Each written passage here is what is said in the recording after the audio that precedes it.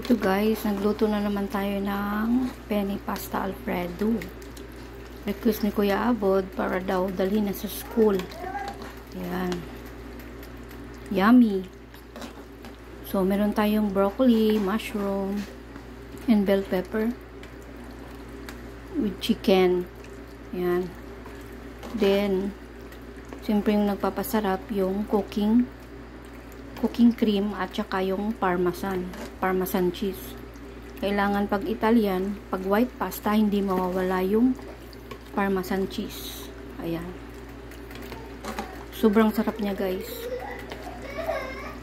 Ayan. My creamy Peno Alfredo pasta. Ayan. Italian. Kasi dati kasi nagtatrabaho ako sa Italian restaurant. Kaya yan.